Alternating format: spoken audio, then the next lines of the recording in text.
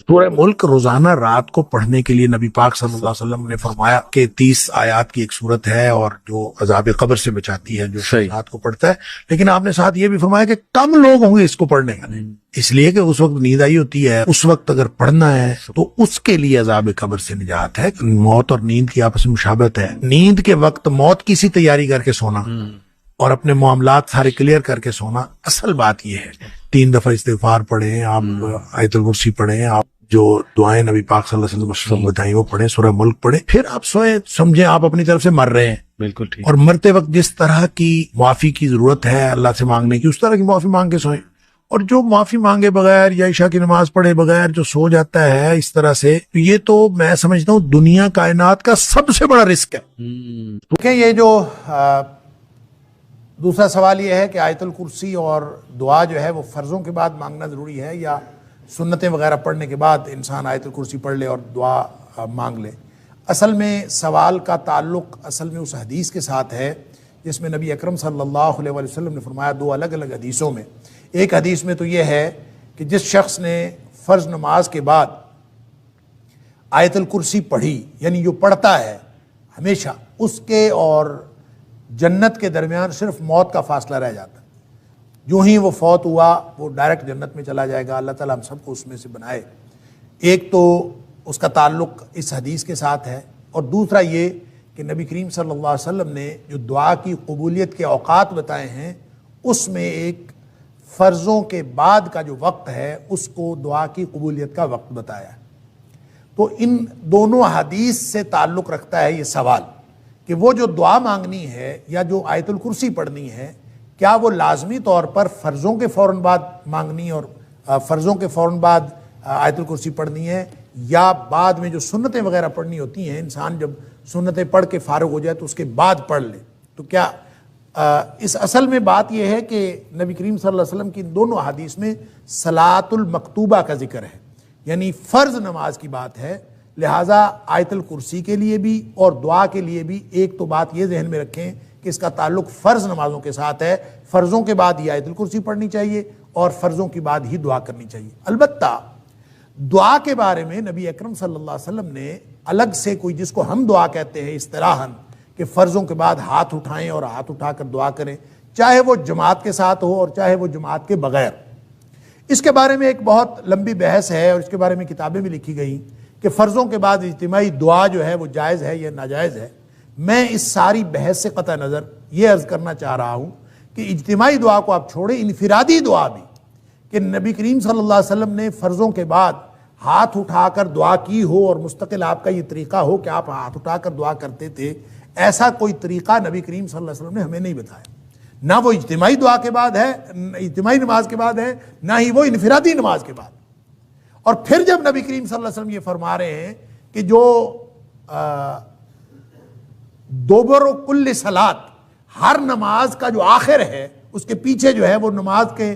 دعا کی قبولیت کا وقت ہے، تو یہ کیسے ہو سکتا ہے کہ نبی کریم صلی اللہ علیہ وسلم ایک بات ارشاد فرمائیں کہ وہ دعا کی قبولیت کا وقت ہے اور خود نبی کریم صلی اللہ علیہ وسلم سے ایسا کوئی عمل وہ موجود ہی نہیں ہے کسی صحیح حدیث میں کہ نبی کریم صلی اللہ علیہ وسلم ہر نماز کے بعد دعا مانگتے ہوں؟ ایسا کچھ نہیں ہے.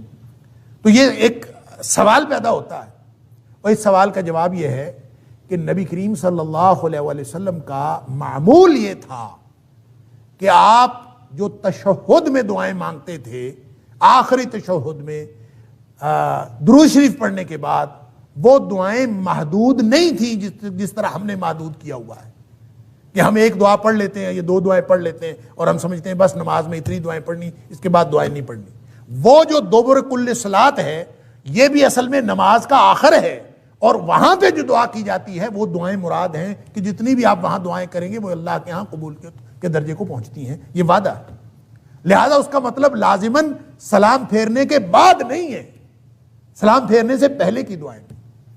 یا پھر وہ دعائیں نبی کریم صلی اللہ علیہ وسلم کا جو معمول تھیں، جو نبی پاک صلی اللہ علیہ وسلم ہر نماز کے بعد مانگتے تھے، جو صبح و شام کے خاص طور پر جو اذکار ہیں، اور باقی جو دعائیں ہیں جو نماز کے بعد نبی کریم صلی اللہ علیہ وسلم کو معمول تھا، اور یہ نماز کی کتابوں میں، حدیث کی کتابیں موجود ہیں، آپ ان کو دعاؤں کو یاد کر لیں. اصل میں اس سے مراد وہ دعائیں ہیں جو نبی کریم صلی اللہ علیہ وسلم تسلسل سے اور ہمیشہ معمول کے مطابق مانگتے تھے. اس میں سے 4-5 دعائیں تو ایسی ہیں جو تشہد میں نبی کریم صلی اللہ علیہ وسلم کبھی قضا نہیں کرتے، ہمیشہ پڑھتے تھے، اور باقی اس کے علاوہ جو دعائیں ہیں وہ آپ اگر پڑھ لیں تو وہ بھی ٹھیک ہے، وہ بھی اسی کے اندر آئے گا۔ اور اگر آپ اس وقت دعائیں نہیں کرنا چاہتے، اس وقت 2-3 دعاؤں پہ اکتفا کرتے ہیں اور بعد میں دعا مانگنا چاہتے ہیں تو مانگ لیں۔ نبی کریم صلی اللہ علیہ وسلم کے فرمان کا مطلب بہرحال یہ ہے کہ فرض نماز کے بعد دعا کی قبولیت کا وقت ہے، آپ اگر اس میں سے کوئی طریقہ اپنا لیں، چاہے انفرادی طور پر آپ بیٹھ کے بغیر ہاتھ اٹھائے دعا کریں وہ بھی درست ہوگا، اگر آپ ہاتھ اٹھا کے دعا کر لیں وہ بھی درست ہوگا، اگر آپ کبھی اجتماعی طور پر ہاتھ اٹھا لیں، کسی نے کہہ دیا کہ دعا کر لیں تو اس میں بھی کوئی حرج نہیں ہے، کیونکہ ان میں سے کوئی بھی طریقہ نبی اکرم صلی اللہ علیہ وسلم نے خاص نہیں فرمایا۔ البتہ خاص معمول نبی کریم صلی اللہ علیہ وسلم کا وہی ہے جو عام معمول تھا، اس کو اپنانا ضروری ہے۔ اس کے علاوہ اگر کوئی شخص دعا کرنا چاہتا ہے وہ کسی بھی طرح دعا کبھی کر لے تو اس میں کوئی حرج نہیں ہے، لیکن اس کو نبی کریم صلی اللہ علیہ وسلم کا مسنون طریقہ سمجھ کے نہ کرے، اس لیے کہ سنت ثابت ہوتی ہے حدیث صحیح سے۔ حدیث صحیح نہ ہو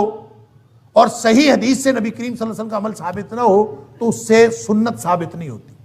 لہٰذا جو ہماری بہن نے سوال کیا ہے اس کا جواب یہ ہے کہ جو دعا مانگنی ہے وہ چاہے آپ تشہد میں مانگیں سلام پھیرنے سے پہلے، چاہے اس کے بعد مانگیں، اور چاہے آپ ہاتھ اٹھا کے مانگیں، چاہے ہاتھ اٹھائے بغیر مانگیں، لیکن بہرحال یہ جو دعا کی قبولیت کا وقت ہے یا آیت الکرسی پڑھنے کا وقت ہے یہ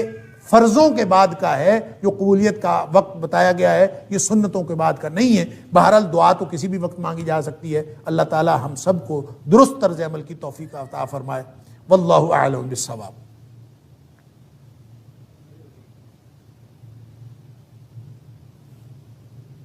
السلام علیکم۔ اکثر میرا سوال بھی دعاؤں کے بارے میں ہی ہے۔ سنت میں کہا جاتا ہے کہ سجدے میں انسان جو ہے وہ اللہ تعالیٰ کے سب سے زیادہ قریب ہوتا ہے، اور اگر ہم کیا نماز کے دوران ہم سجدے میں دعا مانگ سکتے ہیں، یا جو مضمون دعائیں عربی میں ہمیں سمجھائی گئی ہیں یا سکھائی گئی ہیں کیا ہم وہ مانگ سکتے ہیں یا نہیں مانگ سکتے؟ جزاک اللہ۔ دیکھیں بہت اچھا سوال ہے کہ سجدے میں نبی اکرم صلی اللہ علیہ وسلم نے فرمایا کہ اقرب ما یکون العبد من ربہ وہو ساجد، کہ انسان جب سجدے کی حالت میں ہوتا ہے تو اللہ کے سب سے زیادہ قریب قربت کی حالت میں ہوتا ہے۔ فَأَكْثِرُوا فِيهِ الدُّعَاء، نبی کریم صلی اللہ علیہ وسلم کا فرمان ہے کہ اس وقت دعائیں کیا کرو۔ اب اس کا مطلب کیا ہے، کون کون سی دعائیں کرنی ہیں؟ کیا انسان ان سجدے کی مسنون دعاؤں کے علاوہ جو نبی کریم صلی اللہ علیہ وسلم سے ثابت ہیں اور دعائیں بھی کر سکتا ہے کہ نہیں کر سکتا؟ اور پھر اس کے ساتھ اٹیچڈ ایک اور سوال بھی ہے کہ کیا انسان اپنی زبان میں دعا کر سکتا ہے کہ نہیں کر سکتا؟ اس کے لیے بہرحال ایک موقف تو یہ ہے اور بہت ہی ریئر ہے کہ انسان جتنی مرضی دعائیں کرے، اور فرضوں میں بھی نفلوں میں بھی جس نماز میں بھی جتنی مرضی دعائیں سجدے میں کرنا چاہے۔ فَأَكْثِرُوا فِيهِ الدُّعَاء کا منشا اور مطلب بعض لوگوں نے یہی سمجھا ہے، جو اگرچہ بہت ہی کم لوگ ہیں جو یہ کہتے ہیں کہ اس میں اپنی زبان میں بھی کوئی شخص دعا مانگنا چاہے تو مانگ سکتا ہے، لیکن یہ بات صلو کما رأیتمونی اصلی، نبی کریم صلی اللہ علیہ وسلم کا یہ جو فرمان ہے کہ نماز اس طرح پڑھو جس طرح مجھے پڑھتا ہوا دیکھتے ہو، یہ اس فرمان اقدس کے خلاف ہے۔ نبی کریم صلی اللہ علیہ وآلہ وسلم نے اس بات کی کبھی کسی کو اجازت نہیں دی، اور نہ نبی کریم صلی اللہ علیہ وسلم کے آپ کی موجودگی میں، آپ کی حیات طیبہ میں کسی نے کبھی ایک بھی بات کہیں کسی سے ثابت ہے کہ اس نے فرضوں میں یا ایون نفلوں میں اس نے اپنی زبان میں، کیونکہ نبی کریم صلی اللہ علیہ وسلم کے پاس مختلف زبان میں بولنے والے لوگ تھے، ان سب کو بھی عربی میں نماز پڑھنے کا حکم تھا۔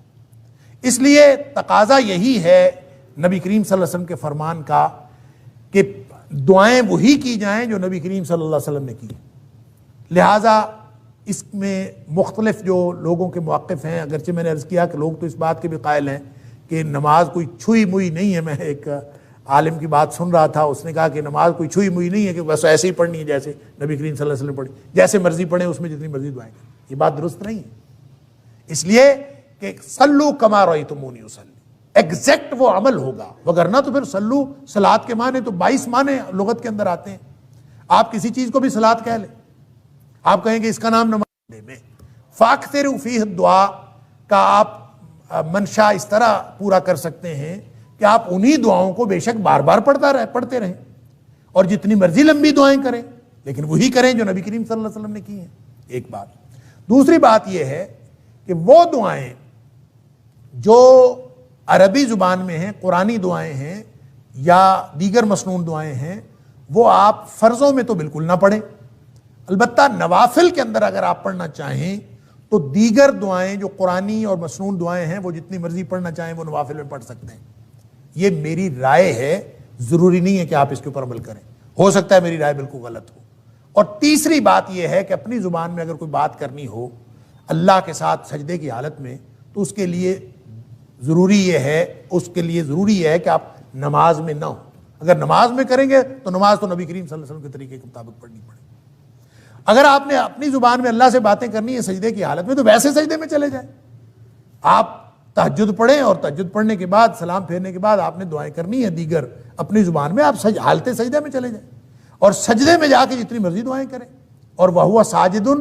وہ آپ اس کیفیت میں ہیں، سجدے کی حالت میں ہیں، اور اللہ سے اس کیفیت میں یہ اسی طرح سے ہے جیسے ہاتھ اٹھا کے اللہ کے رسول صلی اللہ علیہ وسلم فرمایا کہ جو شخص ہاتھ اٹھا کے دعا کرتا ہے اللہ تعالیٰ فرماتے ہیں کہ مجھے شرمندگی محسوس ہوتی ہے کہ میں اس کو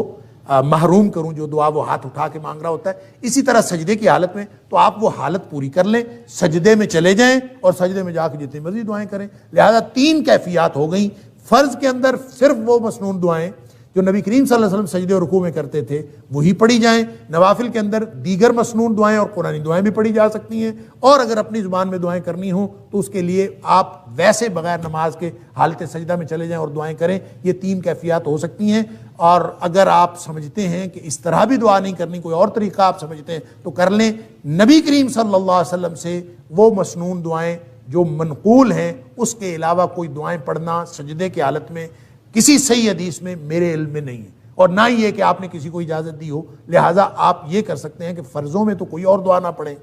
نفلوں میں دیگر دعائیں مسنون پڑھ سکتے ہیں، اور بغیر نوافل، بغیر فرائض کے، بغیر نماز کے ویسے سجدے میں جا کے اپنی زبان میں کر سکتے ہیں، نماز میں اپنی زبان میں نہیں پڑھ سکتے۔ واللہ اعلم بالصواب۔